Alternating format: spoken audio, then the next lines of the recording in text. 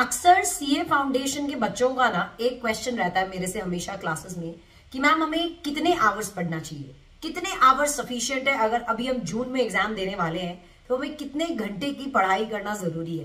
देखो, मैं सभी बच्चों को ये बोलती हूँ, हर बच्चे की मेंटल कैपेसिटी अलग अलग है। कुछ बच्चे हो सकता है 2 घंटे पढ़ाई कर ले और 2 घंटे में उनका बहुत अच्छा प्रिपरेशन हो जाए। कुछ लोगों को उसी चीज को पढ़ने में 3.5 आवर्स लग जाते हैं।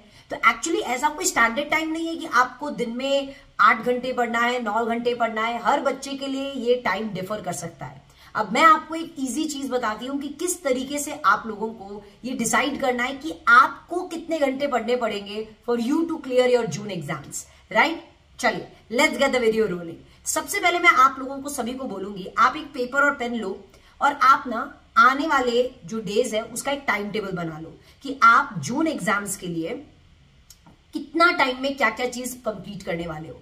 लेट्स से आपने नेक्स्ट 1 मंथ का एक टाइम टेबल बना लिया है, तो उस 1 मंथ के टाइम टेबल के हिसाब से एवरी डे जो आपको कंप्लीट करना है, अब चाहे उस चीज को कंप्लीट करने में आपको 5 घंटे लग रहे हो, एवरी डे का टाइम टेबल कंप्लीट करने में आपको चाहे 7 घंटे लग रहे हो, आपको उतनी पढ़ाई करनी पड़ेगी। हो सकता है कुछ चीज आपसे किसी दिन आपका टाइम टेबल जल्दी खत्म हो जाए, हो सकता है आप 5-6 घंटे में पढ़ाई कर लो, कुछ दिन हो सकता है थोड़ा ज्यादा समय लगे, तो उतना समय तो आपको देना पड़ेगा। तो एक कोई स्टैंडर्ड टाइम नहीं है बेटा, हर बच्चे का मेंटल कैपेसिटी अलग अलग है।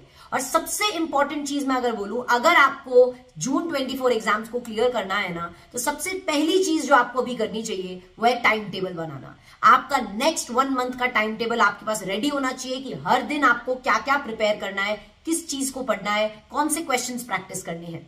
और मैं आपको एक अगर बात सजेस्ट करूं तो जो लॉ का सब्जेक्ट है स्पेसिफिकली, क्योंकि वो एक थ्योरी सब्जेक्ट है और आप लोगों को बहुत प्रॉब्लम आती है लॉ के एग्जाम्स में, तो मैं आपको एक बोनस सजेशन देना चाहती हूँ लॉ के लिए।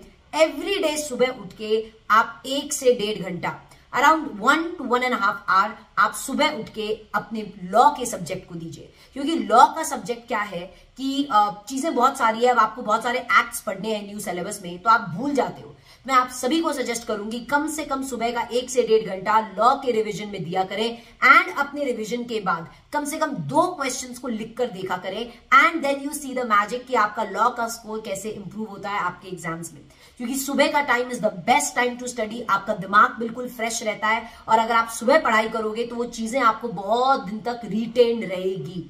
यस, तो आपका 1 महीने का एक काम कीजिए, सबसे पहले टाइम टेबल बनाइए एंड सुबह का 1.5 घंटा कम से कम लॉ के रिवीजन में दीजिए।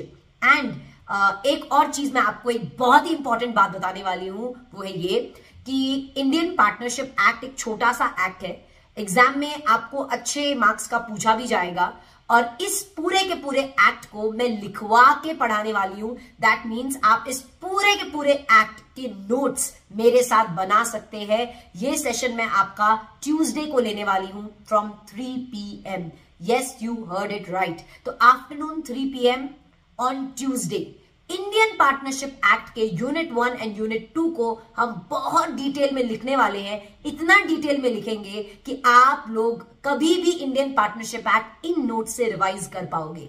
यस, तो आप लोगों को जो भी राइटिंग प्रैक्टिस होती है, जो भी आप लोगों को राइटिंग में प्रॉब्लम आती है, जैसे आप जब क्वेश्चन आंसर लिखते हैं, जो भी प्रॉब्लम आती है वो इस सेशन से आपकी पूरी की पूरी ठीक हो जाएगी। तो इंडियन पार्टनरशिप एक्ट का यूनिट 1 और unit 2 Tuesday, mark your calendar, Tuesday को, ये जो कमिंग ट्यूसडे है हमारा, ट्यूसडे को 3 PM हमारा सेशन रहेगा एंड इस सेशन में हम इंडियन पार्टनरशिप एक्ट की यूनिट 1 एंड यूनिट 2 को पूरा का पूरा लिखने वाले हैं। उसके बाद कभी भी आपको इंडियन पार्टनरशिप एक्ट के क्वेश्चंस को अटेम्प्ट करने में कोई स्लाइटेस्ट ऑफ द मिस्टेक भी नहीं होगा, स्लाइटेस्ट ऑफ द प्रॉब्लम भी नहीं होगी। And next day, that is Wednesday को हम यूनिट 3 को लिखेंगे ताकि आप बिल्कुल वर्सेटाइल हो जाए। इंडियन पार्टनरशिप एक्ट को रिवीजन भी हो जाएगा आपका और आप लोग इस तरीके से तैयार हो जाओगे कि आपके नोट्स भी बन जाएंगे। एंड थर्ड थिंग, आपको कभी आंसर राइटिंग में भी प्रॉब्लम नहीं आएगी इस पर्टिकुलर एक्ट में। So we are going to write and revise the Indian partnership act. Yes, और ये सेशन आपका Tuesday 3 PM, mark your calendar. आज संडे है तो ट्यूसडे का कैलेंडर मार्क करके रखिए और इंडियन पार्टनरशिप एक्ट मेरे साथ टिप्स पे कर लीजिए। चलिए, all right everybody, thank you so much. And जो मैंने आपको बोला, टाइम टेबल बना लीजिए नेक्स्ट 1 मंथ का। जितना अच्छा आपका टाइम टेबल प्रिपेयर होगा, उतने अच्छे से आपकी पढ़ाई होगी, उतना इजीली आप अपने सिलेबस को कवर कर पाओगे। So keep this trick in your mind. All right, thank you, bye.